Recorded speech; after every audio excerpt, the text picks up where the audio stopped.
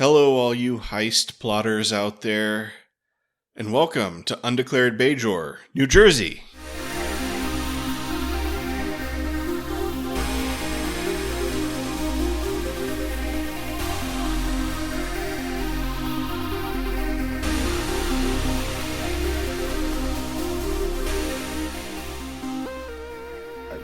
I do not support this move of Undeclared Bajor to New Jersey.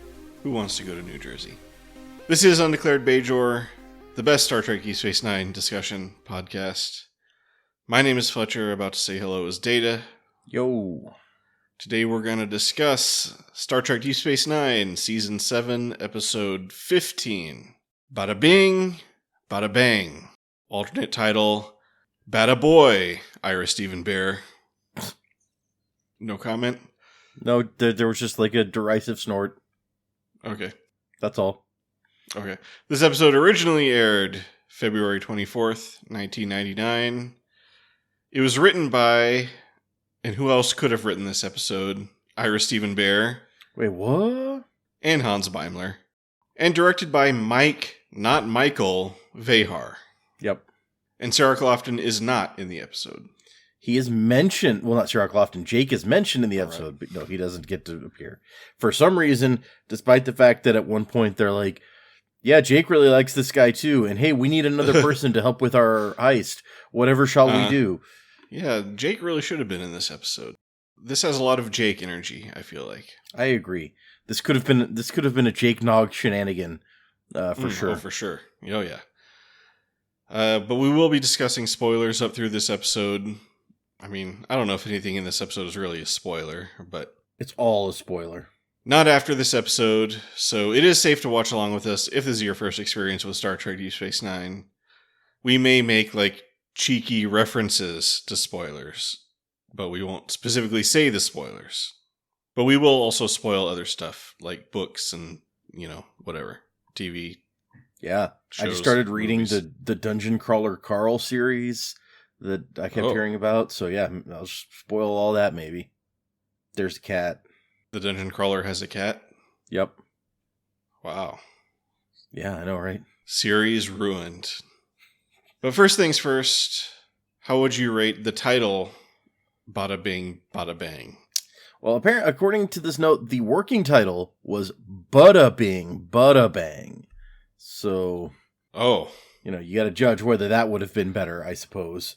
But it's definitely memorable. I know which episode we're talking about. If you say that episode name, Sure, for sure. I mean, it's just kind of like generic mob, possibly even slightly racist. I don't know. I don't know the exact origin of this stereotypical mob thing, but it's fine. Yeah.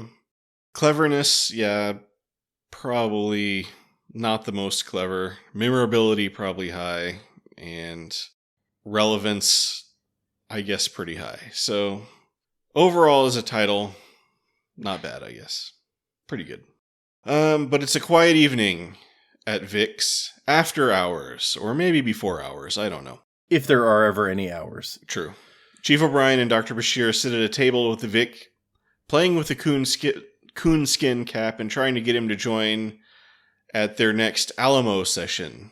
What is so amazing about this Alamo that they can play it over and over and over? Do you try to win the Alamo? I mean, yes, I assume that's what they're going for, is, try to win the unwinnable battle. All right. Sure. Apparently, Vic is now in the very special group of people who are invited to share in this very private, intimate Alamo experience. Unlike that guy from the earlier episode who they were like, no, absolutely not, and then he died. Right. But Vic turns them down. I can't believe it. Apparently, he's just 1960s Las Vegas through and through. But he does get up and sing them a song about the Alamo. So, the note says, unlike the other songs he sings on the show, this one is not an old standard, but was written specifically for this episode. Oh, wow. I honestly, It sounded like an old classic. I don't know. I mean, yeah, like it had the right flow, but after going back and listening to like the words and stuff, I was like, yeah, I bet they didn't write this whole song because I can't see where this song is going at all. Like you're just going to sing a song about walking around San Antonio? I don't know. Going down to the river walk. There's a Hooters there. You can eat at that. But then suddenly there's a weird flash, and the club is way rowdier, and everybody is booing Vic. Then a sleazy saxophone starts playing, and a bunch of sexy ladies walk out onto the stage. This makes the audience happy, except for Julian and Miles, who are confused. Miles thinks it may be a pointer fault in the holosuite's parameter file, so... Yeah, obviously. I mean, what else could it be, really? Sure. That sounds like a thing computers do, so... There's a note here that normally and if you watch, you can see the change. Like normally Vic's pianist is playing like this big piano, but when everything transforms, it becomes a Hammond organ instead, leading to a notable change of mood to the music. All right. Yeah. Those Hammond organs, they're not to be trusted. But then a very mobster-sounding voice pipes in and says, "Look who's here, the pretty boy singer himself." You did just walk into the place where he sings, so I don't know what else you expected. It is called Vic's Lounge, but yeah. Vic recognizes this interloper as Frankie Eyes, back from the old neighborhood in South Philly. Frankie is pleased to inform Vic that he's bought this hotel and Vic is fired. In fact, he's blackballed. He can't work in Vegas anymore, period. So we're going to quickly nip in the bud the obvious solution to this episode's conflict. Of go and get another job at a different club and we'll just move the program to that one? Right. O'Brien tries calling the computer to delete Frankie and his right-hand man Cheech from the program, but nothing happens. Then he tries freezing the program, and that doesn't do anything either. So I guess Felix's program has somehow completely taken over the holosuite, and there's nothing they can do to stop it. Yeah, see, I get the whole thing. It's like, hey, I'm spicing up the story. We're going to throw in some... But not being able to, like, stop the program really seems dangerous and problematic to me. O'Brien suggests the obvious solution when a malicious piece of software hijacks your system, which is hard reboot. Unfortunately, this would wipe Vic's memory. And Dr. Bashir has a firm policy against wiping people's memories without their consent. That's a good joke. So he opts to go call Felix to see what's going on. Up in Ops, Nog says Frankie Eyes better not hurt Vic, or he'll have to answer to Nog. Oh, man. Worf is confused. Is Vic a real person? I'm not crazy, right? He's a video game character. Nobody ever told the computer to make him be able to outsmart Data or anything, did they? I certainly hope not. But the people whose lives have been touched by Vic, in particular Nog and Kira, Vic is real. Bashir shows up with news from Felix. What's happened is a, quote, jack-in-the-box, that is a random event in the program, to keep it from getting boring, I guess, has occurred. You see, Felix is a cruel god who loves creating sentient life and tormenting it. I mean, kind of like the writers of the show. Yeah, or, like any god. That's deep. Who is it? Was it Hannibal Lecter who says, God must love killing. He does it all the time. Anyway, and there's definitely no way to get rid of Frankie Eyes from the program other than a complete reset. So you have to play the game, and whatever solution has to be period accurate. No shape-shifting powers or anything like that. No, I mean, there could be shapeshifters in that period. That's fine. Oh, okay. But no, phasers or transporters or whatever, I guess. That's where the line is, okay. No technology. Shape-shifting is not technology, come on. But aliens from outer space are fine. Yeah, I mean, hey, we know for a fact that there were some aliens that crash-landed on Earth in... what was that, the 50s when the Little Green Men episode takes place? So, oh yeah, that's true. Not that long after this. Yeah, I think that was 1947. Oh, was that 47? Okay, then yeah. Yeah. For some reason, I think it was later than that. But yeah, see, so before this, there could totally be aliens around. And Felix knew that and made sure that, it was okay. Right, okay. He knew about the Changeling Baby Explorers program and said, what if one of them landed on Earth? Yeah. And they can't just shoot Frankie Eyes because then the mob would retaliate against Vic. So that's the one that I'm just like, well, come on. Like, you can have Vic not be associated with whoever shows up and shoots Frankie Eyes. Like, I don't see how this blows back on him at all.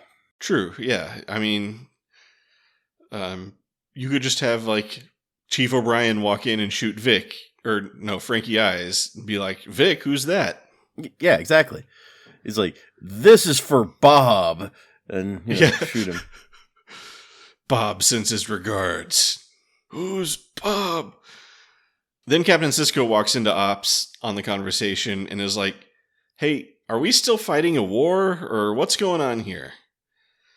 Now, if anybody wants me, I'll be playing baseball in the holosuite. It's like, is anybody going to do some actual work around this place? I'm the captain. I don't have to, but the rest of you. Once the boss is gone, they immediately get back to what they were talking about. Which is how that works. Yeah. Nog says he wants in on the plan to save Vic. He owes Vic for helping him get over the loss of his leg. And Kira's in too. She owes Vic for tricking Odo into thinking she was a hologram, so he'd act out his romantic fantasies on her. Whatever, she owes Vic for that.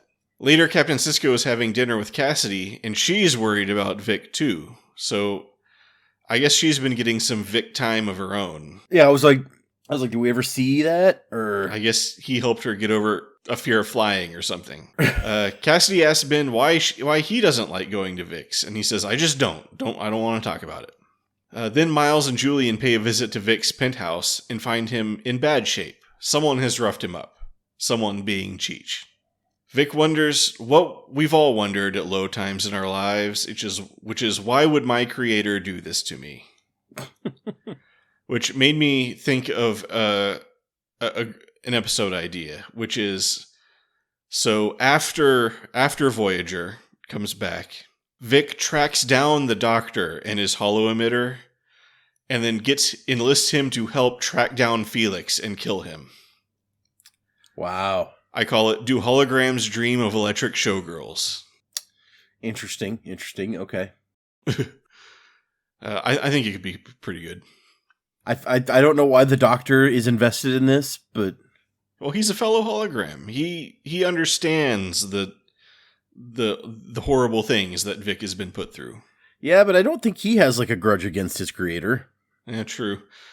I mean, yeah, like, the Doctor, as far as we know, wasn't programmed to feel, like, pain or suffering, or to believe that he lives in an alternate time, or to have desires that he can never fulfill.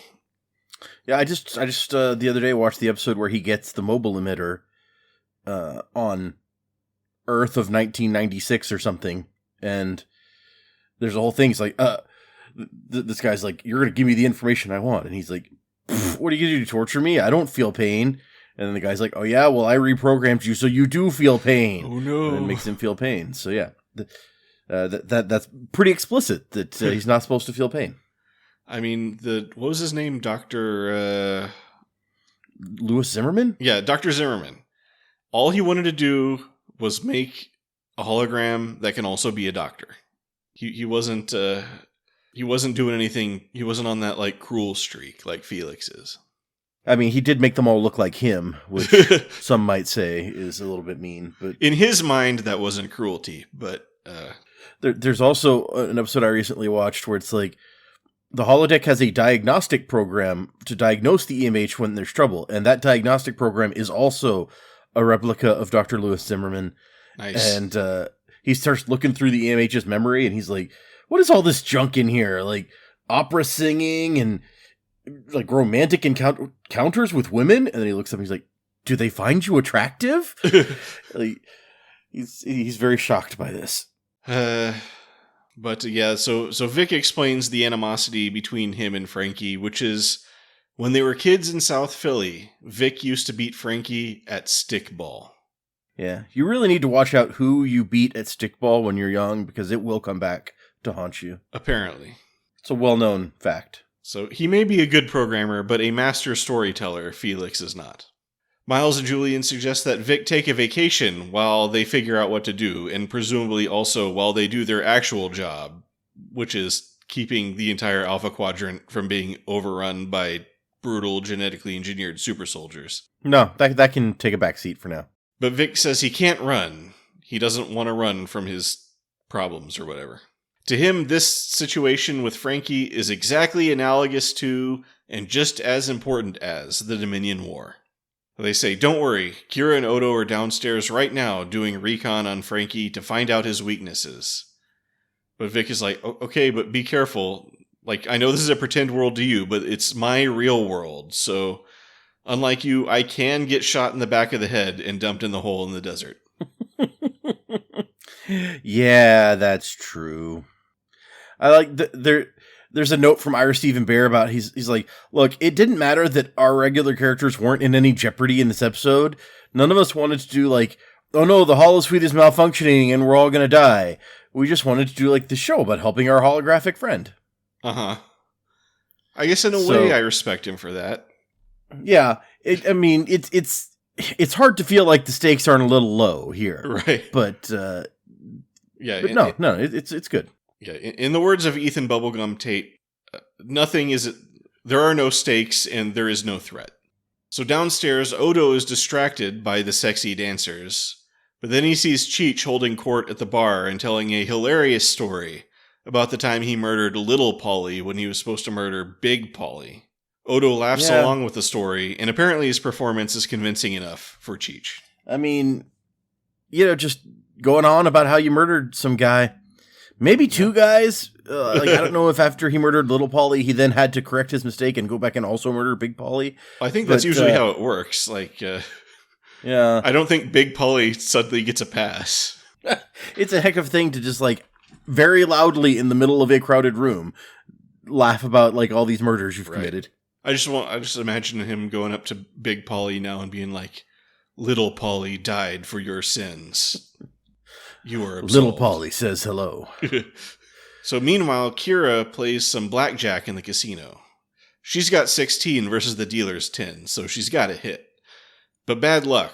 Another 8 makes 24. Kira's about to take her few remaining chips and leave, but Frankie Eyes steps in and tells the dealer to give her another card. And then he puts all of Kira's chips on it. This time it's 10, which is even worse than before.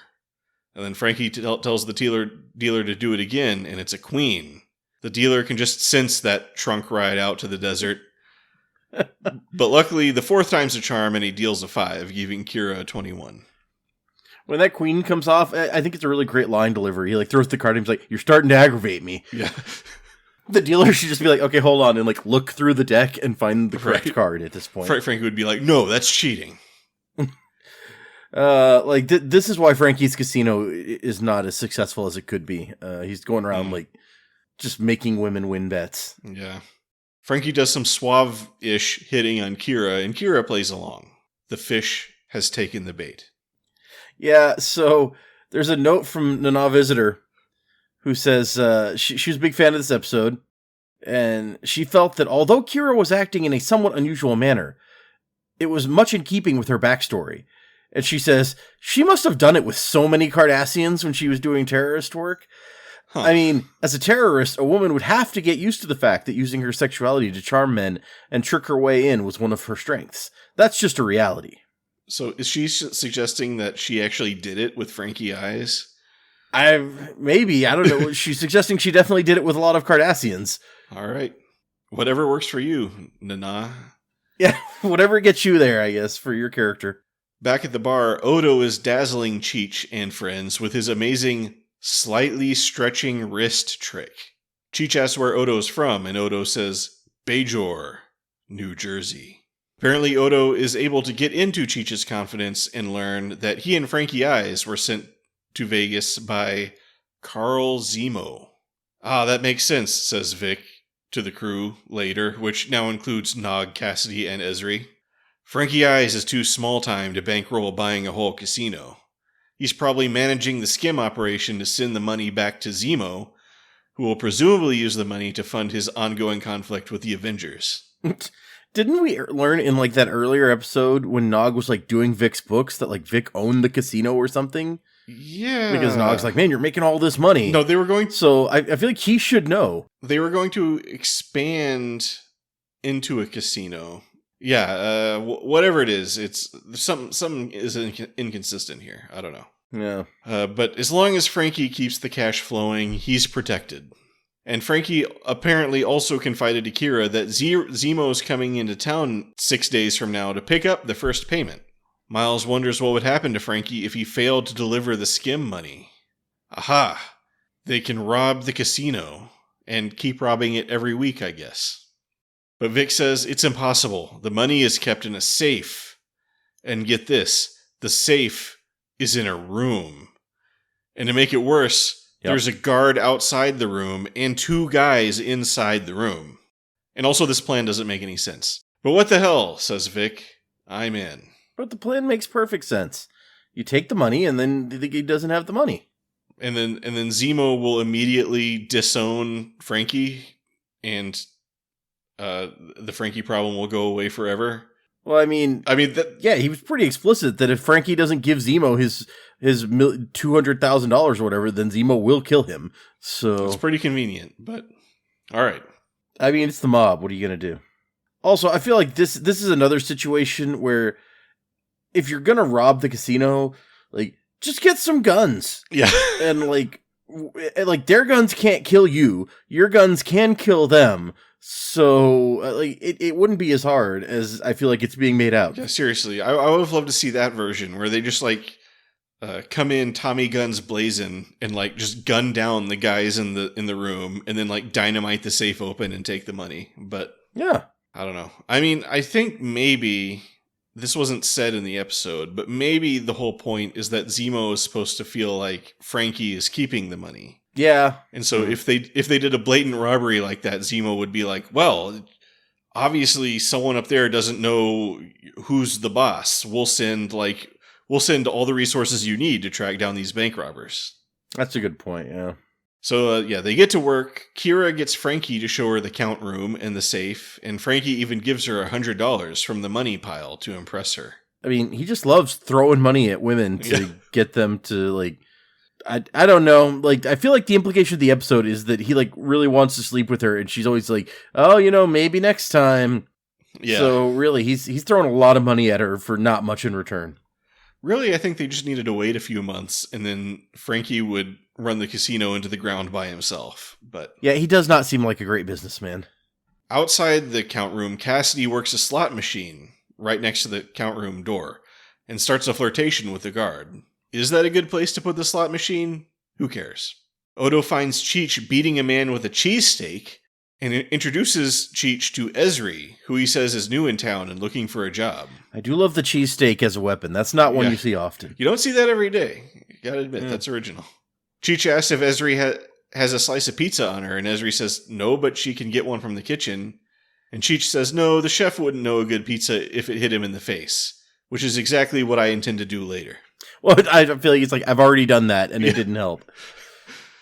That chef gets hit in the face with so much food. But Cheech gives Ezri the job, seemingly to stay in Odo's good graces, in the hopes that one day he'll tell him the secret of the amazing wrist trick. Then Vic shows up to the casino under the pretense of begging for work. He says he knows a lot of high rollers, and he can get them to come to the casino. And Frankie says, okay, sure, whatever. Bring me some high rollers. Back in Sisko's quarters, the captain is irritated at that almost his whole crew is involved in this holosuite nonsense, which he did kind of set the precedent for with his baseball game, but let's not dwell on that. That's true. I mean, presumably it's mostly in their free time, so he can't say too much about it, but yeah. He's like, man, I give these guys way too much free time. His main irritation is that Las Vegas 1962 was not a very welcoming place for black people, to put it mildly. Yeah, there's a note in here about this scene, which apparently, there's some contention about that bit. But Irish Stephen Bear explains, we didn't want the audience, especially the younger audience, to think that 1962 Las Vegas was a place where you had a lot of black people sitting in the audience at nightclubs or enjoying themselves at the hotels and casinos. That just didn't happen. So by having someone with Sisko's historical understanding questioning that fact, we could clarify. We got him to Vix that he's well aware that Vegas was very, very, very white. Yeah, I think after however many Vic episodes, they kind of recognize the problematic nature of the whole thing, and we're like, oh, maybe we should address that. But I don't know. From my perspective, we're making it more problematic now, because it's like, we are now 400 years on from these things happening, and we're like, oh yeah, people are still pissed off about that. It is still like having a major impact on how they live their lives. And I'm like, I don't think that's what Star Trek is supposed to be saying here. I don't know. I mean, like, Sisko is pretty aware of this period, and I'm assuming, like, at some point, as Benny Russell, he went to Las Vegas and had a bad experience or something. So, I don't know. I think it tracks. But just the way he says to Cassie, like, our people weren't treated well. And I'm like, we're at a point where there's, like, thousands of alien cultures that you're up against on a daily basis, and it's still like, no, our people is this very specific subset of human beings that have a slightly different colored skin from the other human beings. Sure. Like, it really feels like diametrically opposed to what Star Trek is supposed to be doing. Yeah, I don't know. I mean, it doesn't make, Las Vegas any, more palatable. Yeah. Well, that old stuff still, it's like, it's not pleasant to dwell on or think about. But Cassidy says, well, it's not the real Las Vegas. It's more of like a Disney version where racism doesn't exist. And Sisko says, well, that's what's wrong with it. It's a huge insult to the actual people who lived through those times and, the heroes of the civil rights movement who fought to put an end to that kind of thing. But Cassidy says it's not about accuracy. It's about showing the way things should have been. The way this mob-run city of vice should have been. With no racism. Well, I mean, if you go by his perspective there, it's like, so you're just never allowed to, either you're never allowed to revisit these points in the past because they were horrible for one reason or another. Every point in history is going to be horrible for one reason or another. Sure. We're living through times in history that are horrible for one reason or another. So either you're never allowed to visit those at all because they're horrible and so we should forget about them or shun them or whatever, or else you should visit them but maintain all of the horribleness in favor of accuracy so that if Cassidy does try to go to Vix, she'll be thrown out. Like, neither of these options is a good option as far as I can tell. Yeah, I don't know. And plus, like, O'Brien and Bashir are doing the Alamo all the time. Those guys were basically fighting to set up a new slave state, so... True. Yeah, history was a bad place. This is just a fact. But whatever, Sisko apparently finds this argument convincing. Because up in Vic's penthouse, where Vic apparently still lives... Yeah. The heist crew tried to figure out who to bring in as their last team member. A high roller to be a distraction while the heist is going down. Not Jake, that's for sure. Then there's a knock at the door. It's Captain Sisko, who walks in and joins their conversation as if he's been following the whole time. Also, not another holographic character that we could conjure up to do any of the roles that we need. No. You can't, no. There's a note in here that Bear says, by the time of this episode, he was well aware that there was something of a fan backlash against Vic Fontaine. Some fans loved him, others disliked the concept of the character. So, in this episode, he wrote Sisko's role to act as a surrogate for the fans who wouldn't accept Vic, with the idea being, if Sisko could be won over, then anyone could be won over. So he's like, if Sisko suddenly likes Vic, then all of those fans will be like, oh, well, if Sisko likes him. And when Vic's not around, all the characters should be saying, where's Vic? But yeah, Sisko's like, all right, let's do this. So they gather up and do the classic heist plan summary montage scene. So Kira will keep Frankie occupied, and Sisko will draw a crowd at the craps table, betting big with Vic's life savings. Yep. I mean, I don't know what money they've been spending in the casino so far, or why you can't conjure up more using holodeck magic or replicators outside of the holodeck, but I guess we're going to go for Vic's life savings. Sure. Every night at 11:45, one of the count room men leaves the count room to go call his wife for exactly 8 minutes. And I guess he has this exact same conversation we see every night for exactly 8 minutes. Well, no, he's gone more than 8 minutes on this night, I think, because he's like, hey, I'm late. I got to get back. So it can't be the exact same conversation. Ezri, shamelessly costumed in a dress skimpier than a Playboy bunny outfit, will take a tray of drinks to Bashir's table where he'll dose one of the glasses with some Ipecac. This is Bashir's only job. There's a note in here that Leslie Hoffman, who was the assistant stunt coordinator, suggests Ipecac at the production meeting, but it was turned down by the producers because it was yellow in color. They end up putting an unknown substance in the drink that was blue. And I was like, but he specifically says Ipecac in the thing. Like, this note I don't think can possibly be correct. Maybe they wanted the prop guy to put real Ipecac in there. Oh, maybe. Which that doesn't sound like a good idea. But yeah, Dr. Bashir has no other part to play in this plan. I don't know why he couldn't be the high roller. Or why Ezri couldn't just put the stuff in the drink. Yeah. But yeah, then Ezri will go deliver the drink to the one remaining guy in the count room. And then he'll drink it without question and get sick within 2 minutes. Meanwhile, Cassidy will distract the guard with a fake theft accusation against Chief O'Brien, so that when the count man runs out to the bathroom, Nog can just run over and catch the door before it closes. Then use his super Ferengi ears to crack the safe. And the drink tray that Ezri left in there, that's Odo. He'll shapeshift his hand into a suitcase to put all the money in. And then they all stroll right out. The perfect plan. I love that we literally, it's not just discussed, we literally see them execute the plan perfectly, and then it's like, oh, well, that didn't actually happen. That was just like the theoretical that you watched just now for some reason. I mean, that's kind of a trope. We see that sometimes in some movies, don't we?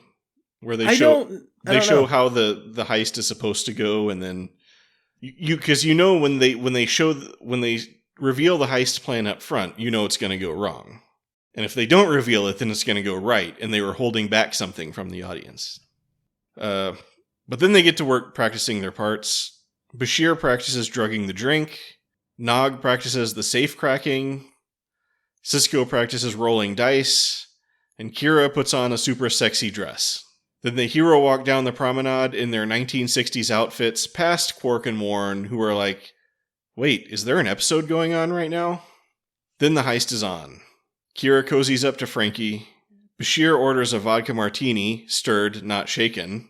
Ha ha ha ha ha. I stopped for a second to watch the scene of Nog practicing his safe cracking, and I was like, where did they get this like big giant like door-sized freestanding safe door to practice on? I assume they replicated it or something. Yeah, like that's like a big thing. You need like one of those industrial replicators or something. Chief O'Brien reserved some time in the heavy-duty replicator facility, where they were replicating valuable like armaments and stuff for the war effort. But he's like, no, I need this to build a practice safe cracking safe door. And they were like, okay. So yeah, he orders it stirred, not shaken. Sisko starts his high rolling, and then 11:45, Countman goes to make his phone call, right on schedule. I like the joke that Sisko has no concept of how much money is high rolling. He's just like, is this a good amount of money? I don't know. Come on, summon your Benny Russell knowledge. Ezri goes to make her move, but bumps into someone and drops her drinks, and also drops Odo, who probably did not enjoy that. Thinking fast, Bashir grabs another martini from a different waitress and drugs that one. So, disaster averted. I mean, whoever was getting that drink is in trouble, but... Yeah.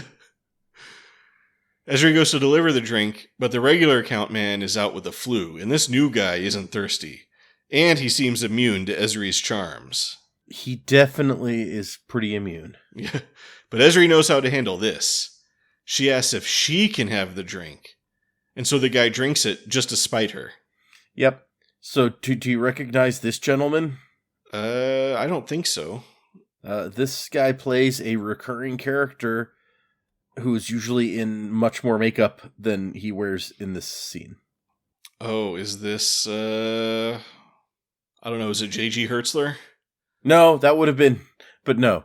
So this is Robert O'Reilly, who portrays the replacement accountant. He was credited as Bobby Riley to help hide the fact that it is the same actor who plays Gowron. Yeah, I can kind of see it now. It's the eyes, you know?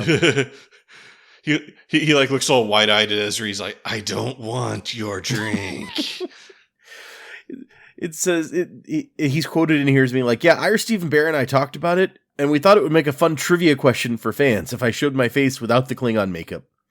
I was even billed as Bobby Riley, which is the name I went by in the early 60s when this episode supposedly takes place. Nice. Initially, I wanted my billing to be a goodbye name, you know, and Ira said, well, we're not sure whether or not this is going to be your last episode. I thought it would be amusing to have a name like Sai Onara, which would have summed up my farewell nicely. But Ira emphasized, don't do that because you'll probably be back as Gowron. I like that they're looking out for the trivia fans. Yep. Appreciate that. But with Ezri's job done, Cassidy and Miles start their distraction, and then Countman runs out sick, and Nog is in. But there's a problem. This safe has an auto-relock tumbler. This will make the safe cracking take longer. How he even knows about that, if he knows that this is a thing safes can have, he should have practiced with it. And what it sounds like. If he didn't practice with it, then I can only assume it was because he did not know that is a thing that could happen. So it's weird that he's like, oh my gosh, this has one of those things, and I can't do anything about it. Well, maybe he took his knowledge of how safes work, which he's been studying, combined with his engineering expertise to realize what this thing is that he's hearing. I don't know. We're doing a lot of helping out with the nitpicks, and we really don't need to be doing that. So everybody keeps an eye on their watches, wondering what the holdup is. Kira is keeping Frankie busy, who's bragging about his shaking Bunny Siegel's hand one time. So, wow. Yeah, and he has the line about how there's not a statue of him anywhere in this town. And apparently that is a reference to a similar line in The Godfather Part 2 about Mo Green, who is the fictional version of Bugsy Siegel in that movie. It's been a really long time since I saw The Godfather or anything, so... I've only seen Part 1. I've never seen Part 2. But didn't Ducat have a similar line about how there's no statues of him on Bajor? It's true, he did. But then the oldest man I've ever seen walks into the casino. This is Mr. Zemo. He's early and he wants to see his money right now. Mr. Zemo has a one-track mind, and that is his money. I mean, he has the really young girl with him, but that doesn't seem to affect things too much. Well, except for, giving Vic an in. Well, I think she's just there to prop him up so that he can walk upright. Yeah, maybe. So, but no, this actor is This actor is Mark Lawrence, who it says they specifically chose for this role because he'd done, according to Ira Stephen Bear, millions of gangster movies in his time. I figured he must be some kind of casting like that, because I was like, who is this guy? It looks like he appeared in some other Star Trek as well. So let's see. Yeah, he was in the third season episode of The Next Generation called The Vengeance Factor. Oh, as one of the those, I remember those guys. I pulled up his IMDb. The last movie he did was Looney Tunes Back in Action, and he was the Acme VP of Stating the Obvious. Nice. So yeah, good. Oh man, and he was in 4 Rooms. I remember that movie. Oh wow. He wasn't in the original Star Trek back when he was in his 70s or something. Hold on, let's scroll down here and see now. This is the A-Team, Terror at Alcatraz, Dukes of Hazzard, Chips, Marathon Man. Here's Lucy as Joe Grapefruit. What a great name. Great character name. No, it doesn't look like it. He's in 3 episodes of the Untouchables TV series as 3 completely different people. Nice. But no, he doesn't seem to have been in Star Trek. That would have made sense. That's just what people did back then. I was watching a video today about the various people who've played M in the James Bond franchise. Yeah. And how I guess there's a big debate among fans about whether the guy who played the Roger Moore M after the first M retired was actually supposed to be the same character he played in an earlier movie. And he just got like promoted to M like in between movies or something. Oh, interesting. Okay. But yeah, I was talking about how just that was common back then, that people would like you would just get cast in different parts and nobody would even worry about thinking if people would wonder if these were supposed to be the same person or not. Oh, yeah, that makes sense. I saw did you, I forget if you mentioned this or if I saw it somewhere else, but there was a discussion of like, if all the Tim Russ characters were actually Tuvok, like that have appeared in various incarnations of Star Trek because he was in lots of stuff. Well, I mean, I don't think we were discussing it, but I'd always assumed that they were supposed to be the same person. Like the Tim Russ on the Enterprise B. Yeah, like on the Enterprise B, even though he doesn't have pointed ears or whatever. That kind of makes sense. One of the ones that I saw that made less sense was like Tim Russ is in that episode of Next Generation where like terrorists are trying to steal some stuff during the Baryon sweep and Picard has to like die hard. That probably was not Tuvok, unless he was like undercover with Starfleet security. Yeah, I saw somebody theorizing. It's like, maybe it was like an undercover thing, and then somebody else is like, didn't he die in that episode though? And so yeah, it's like a whole. He got away at the last minute, or I don't think Tuvok Klingon from the invasive procedures episode was probably actually Tuvok either. But you never know. Yeah, no, that wouldn't have made sense, huh? Wouldn't he have been in the Delta Quadrant by that time? So no, I don't think so. Man, I just watched and I forget where, but that's like an early season 2 episode, and I don't know that. Yeah, okay, so plausibly it could have been another undercover Tuvok job, but anyway. Yeah, where were we in this episode? Yeah, I have no clue. Okay, so yeah, Kira tries to flirt with Zemo, but he's not interested, possibly because Viagra hasn't been invented yet. He just wants to see his money. He tells Frankie to lead the way to the count room so that the lady who's holding him up can drag him there. Meanwhile, 8 minutes is up and the phone guy finishes his call, forcing Bashir to fold on a full house. Bashir intercepts phone guy and tells him Frankie Eyes wants to see him out back. But Frankie Eyes is right over there. I can see him. No, he's not. He's out back. Oh, okay. Like, the guy's just like, but I didn't do anything. Right. Like, you spent too long on that phone call is what you did. That was a 9-minute phone call. Frankie Eyes knows. Frankie Eyes doesn't miss a trick. That's why he's called Frankie Eyes. Except for all the mini tricks he missed in this episode. Yeah. And Vic spots Nemo and tries to delay him by acting like he knows his human crutch lady, which works for a second, but Zemo really wants to see that money. Frankie tells Cheech to take Vic out and kill him, and they continue their walk to the count room. So Cisco just starts throwing cash into the air to create a big scene, which luckily works, and distracts Cheech from his killing Vic mission. And just in the nick of time, Nog gets the safe open, and they start loading stacks of cash into Odo's arm. Meanwhile, Cassidy's ploy with the guard works a little too well, and O'Brien gets dragged away for a strip search. Which I assume, like, the program doesn't end until that is completely done with. Right. So, this is... Felix carefully programmed it, so a strip search will always be necessary to pass this challenge. The note in here is like, this is another example of how O'Brien must suffer. Yeah. Yep. And also, I think this guard, I call this guard John Cena. Okay. So Cassidy cries on John Cena's shoulder to give Nog and Odo a few seconds they need to get away from the door. And then when they're safe, she just walks away. Frankie helps Zemo hobble to the count room, where they find nothing but an empty safe. Zemo is confused and disappointed that there's no money, and Frankie and Cheech are soon on their way to the trunk of the nearest car. Immediately, everything changes back to the way it was, and Vic's Lounge is back in business. Everybody gathers at the bar to celebrate and or recover from any strip searches they may have endured. Vic is grateful and says next time they play the Alamo, count him in, as long as Felix didn't write that program too. All of a sudden at the Alamo, like, a dinosaur shows up, and Felix is like, you gotta keep it interesting, you know? Jack in the Box, oh no. Then Vic hops on stage and invites Captain Sisko to sing a duet of The Best Is Yet to Come, which Sisko seems to enjoy. So I guess in Ira Steven Bear logic, the audience now is all in on Vic. Yeah, so there's a bunch of notes about the Sisko singing bit. Okay. Let's see. Ira Steven Bear had wanted Avery Brooks to sing on the show for some time. And after shooting this episode, Bear commented, "It's just jaw-dropping how good he is." So, sure. Impressive, I guess. What else? Avery Brooks commented on singing in the episode.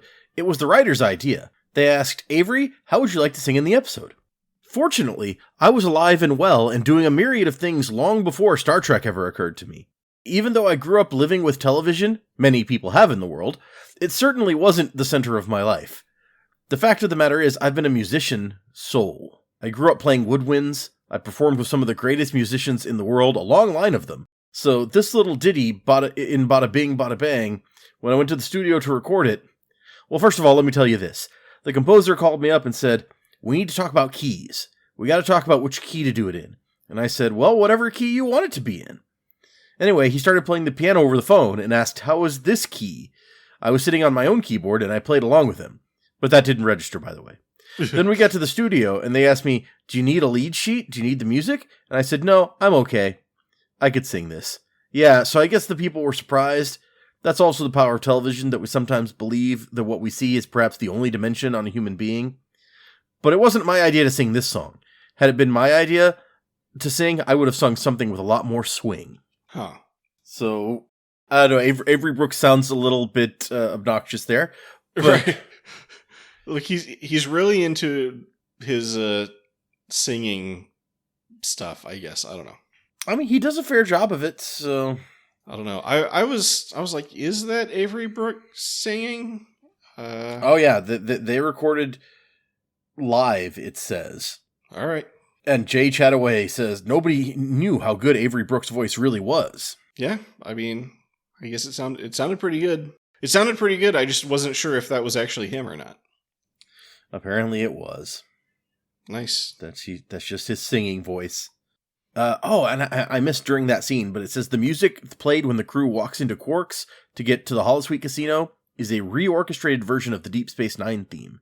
I guess the music guy was having some fun. He got to write the Alamo song and the 1960s Avengers Walk music. Yep. So yeah, good for him, I suppose. Yeah. Let's see. What else? There's some other notes. Apparently this episode was nominated for an Emmy for outstanding hairstyling for a series. Yeah. Oh, there's some pretty good hairdos going on, I guess. Now I want to know, hold on, I'm going to see if I can figure out who beat them out for outstanding hairstyling at the Emmys in, what year would this have been? 99? You said at the beginning. 99, okay, so Emmy Award. Let's just search for Emmys. What exactly was outstanding hairstyling for a series?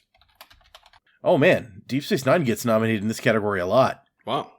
So, let's see, Next Generation got nominated in 88, 89, 90, 92, not 91 though.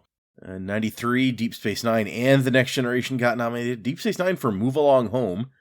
Interesting. Deep Space Nine and Next Generation both in 94. Deep Space Nine and Voyager in 95, along with Babylon 5, but Dr. Quinn, Medicine Woman, won that one. Oh. Deep Space Nine and Voyager. Ooh, Deep Space Nine for Arman Bashir. That makes sense. Deep Space Nine in 97 for Trials and Tribulations, but Voyager beat them out that year. Ouch. Deep Space Nine for Far Beyond the Stars, and Voyager in 98. Also Buffy the Vampire Slayer. And finally, here we go, 99. Badda-Bing, Badda-Bang. No Voyager nom that year. But for the second year in a row, Tracy Takes On wins that one. A comedy series starring Tracy Ullman. Oh, who can forget that show? Yeah. I like how all the other shows, it's like there's Mad TV, Saturday Night Live, Deep Space Nine, and that 70s show as the other nominees. And it's like, hey, I know all of those shows, but not that one. So that Tracy show must have had really great hair, I guess. The episode that won was called Hair. So, okay. Maybe. Sounds like if any episode deserves to win, it was probably that one. Probably, yeah. I like that just any time they do any kind of time travel, that's going to get them a nomination for hairstyling. Man, Tracy Ullman must, I'm scrolling back up, in 1990, the Tracy Ullman Show also won that award, beating out Murder, She Wrote and Star Trek The Next Generation. So, something about Tracy Ullman and hair just goes hand in hand, I feel like. She had a really great hair staff that she always kept around. Yeah. Let's see. Bear is quoted here saying this is one of the best directed shows we've ever done. Mike Vehar did a spectacular job. The extras, the sets, the montage editing were fabulous. Also one of the most expensive shows we've ever done. Direction was pretty good, I gotta say. Yeah, I mean, it really gave you that feel of one of those, classic heist films. Mm-hmm. As apparently this episode was a pet project of Ira Stephen Bear. Oh my gosh. He said, I'd wanted to do a caper show for years, but I've never pulled it off. And at this point, it was now or never.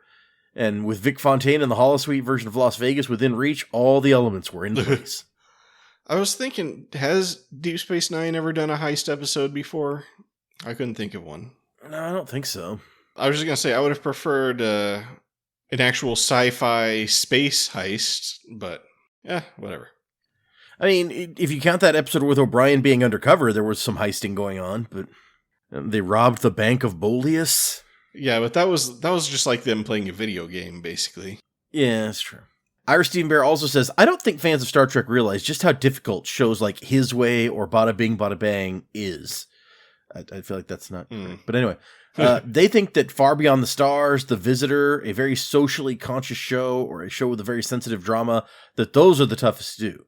But in a series like this, to do light, successful humor or romance is incredibly hard on every level. Not just the writing, but production-wise and everything. And so he felt that, this was a very difficult episode, but it worked out really well. And then the last note in here is that apparently Paramount was very impressed with this episode. It cost a lot. Like I said earlier, it's one of their more expensive episodes, but it was so good that while the next episode was filmed before this one was broadcast first because the studio was like, hey, we're going to put this on during February sweeps. Ah, nice. As a result, this is the last standalone episode of Deep Space Nine to be shot, but not aired. Oh.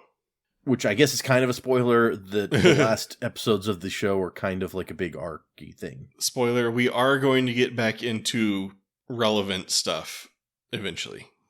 Yeah, someday. That's all the notes. Then we can jump right into ratings. How do you feel about this episode? Badda-Bing, Badda-Bang. I just feel dumb saying the title of this episode. That's my gripe with the title. No. I have a similar problem with next week's title, but we'll get into that. Okay. So I feel like the foundation that we're building on here is really precarious. Like we pointed out as the episode went along, it's just the conceit that you have to buy into at the beginning of the whole thing, where it's like, oh yeah, this Jack in the Box has changed the program, and we can't do any of the most logical things or easiest things to fix it. We have to do this really needlessly complex thing to make it go. Like, it's kind of asking for a lot of buy-in on that level. If you buy in, if you can get past that, I think it's actually a really fun episode. It's, this is, and I'm not going to get into it a whole lot more, but that scene with Sisko and Cassidy is one of the things that sticks out to me about Deep Space Nine that bothers me the most about the series as a whole. It really bugs me. And whenever I think back on the series, like, that is one of the scenes that I actually like the least of the entire series. But if I can get over that, the episode is just fun from beginning to end, practically. Like, it's entertaining. They're getting to do a lot of fun little bits. It's a very good ensemble episode as well, with almost the whole cast getting to come in and play around. True. Worf being like, yeah, no, I don't care at all, is absolutely consistent with his character. So the fact that he's not in the rest of the episode, you buy that, fine. If Jadzia was still here, she would have forced him to go, but she's not, so whatever. I like the hiccups that they throw into the plan. It's nothing insane, but it leads to a bunch of fun little scenes. So really, It's not an important, groundbreaking episode in any way. It's not advancing our story in any way whatsoever. It is, you could slot this episode into any season of the show, I guess, assuming that Vic has shown up, and it wouldn't really stand out, like, for where they've put it. Like, Ira Stephen Bear's just like, well, this was our last chance, basically, to do it. So I was like, well, we're going to do this thing that I've always wanted to do. I pointed out that, like, there are almost no stakes here in reality, and so it's weird to that it actually gets you to care a bit about what's going on, given that there are no stakes. But yeah, for me, this is a Commander. This is one of those episodes. It's not like groundbreaking enough to move into Captain, but this is an episode that I will happily go back and rewatch time and again, I think. All right. So I'll say that there is no denying this sure is a fine piece of cosplay, but I think evaluated as a Star Trek episode, it's pretty egregious. You know, like we've said, there's no stakes, there's no threat, there's no sci-fi, there's no moral dilemma of any kind. It's just an excuse for Ira Stephen Bear to write an Ocean's 11 homage and get Nicole DeBoer into a Playboy Bunny outfit. I mean, I'm not complaining about either of those personally, but you know, you do you. I mean, there's some nice eye candy for sure with Ezri and Kira, but it feels really sleazy, and I felt kind of uncomfortable for both of those actresses. I would have been embarrassed to like present this script to either of them or show them like the outfits they're going to be wearing. At least Nana Visitor got to wear some like glamorous looking dresses. That's true. If a little revealing. I don't know. The premise is really flimsy, but for what it is, I will say it's really well executed. If you unclench your sphincter, which I feel like we're having to do a lot of lately. Yeah. For me, at least for the Emperor's New Cloak, I got some good yucks from the meta humor. But so I'm torn. If it's just about the entertainment value, I'd say this is over the line. But so also something about this episode feels like some kind of wrong has been perpetrated on a moral level, but I can't quite put my finger on what that is. So I will still let it stay barely over the line into Lieutenant Commander, but it's tough because when I think about rating it low, it feels too harsh for, you know, what it is and how well made it obviously is. But when I think about rating it positively, I feel like I'm letting it get away with something. So I just think I'm not going to be happy with any rating I give it. So just I'll let it stay at Lieutenant Commander. Nice. Speaking of Ezri, we didn't touch on it much in the episode, but it is funny how we're given no justification for her appearance in the episode. Oh yeah, she's just there. Why she cares about Vic or anything like that. It's just she shows up at some point, and you totally believe that Ezri is 100% on board with the kooky adventure of the week because that's just who she is. Maybe she has a counselorly interest in what's going on, and maybe she bonded with Vic during the whole Nog leg situation. Could be. Who knows? I did like. When you're talking about hair, I did like her hairstyle when they, in that first scene when like they come in and Odo tries to get her the job. I was like, ooh, that's some nice cosplay hairstyling there. Oh yeah, I had to jump back to that real quick. That's it has like a Mary Tyler Moore feel to me. I like it. Yeah, someone in the hair crew was having a good day with that. I think like they're like, ooh, I know what I want to do. But anyway, you got any more stuff you want to bring up about the episode? No, I don't think so. So yeah, we'll call it there. That is our discussion of that episode. Badda-Bing, Badda-Bang. Thanks for listening. If you like that one, maybe you'll like our discussion of Take Me Out to the Holosuite, another low stakes Holosuite adventure, which you can find wherever you're listening to this. And if you're listening on YouTube, you can go, if you want, you can go to the audio platforms. If you're listening on the audio platforms, you can go to YouTube. If you go to YouTube, you can leave a comment, and maybe we'll see it. If you leave a comment on whatever audio thing you're listening on, we will not see it. That baseball episode really is also very low stakes, isn't it? I don't remember considering that before, but yeah. I think it's even lower stakes, because not even a holographic person was going to die if they lost. No, yeah, there are no permanent ramifications from that episode at all. Yeah, yeah. One thing I wanted to say was like, this is like your game, like you're playing a video game, and then it suddenly does a random event, and you have to resolve it right now, or else it's going to delete your achievements. That's kind of like what the plot of this episode is. It's like you're playing D&D, and you know your character is going to die, and you've invested a lot of like hours into like developing this character, and you don't want that to happen. Mm-hmm. And this is even putting aside the whole question of what is Vic Fontaine? Is he a life form or what? But I mean, yeah, he seems like sentient, right? So if he is a life form, this is really messed up. Yeah, what Felix is doing here. Felix is a monster. I've decided. Anyway, but yeah. So anyway, my name is Fletcher. About to say goodbye is Data. Adios. We look forward to seeing you next week on Undeclared Bajor. But remember, always split on aces and eights. Okay. Good advice for blackjack, good advice for life. If you say so.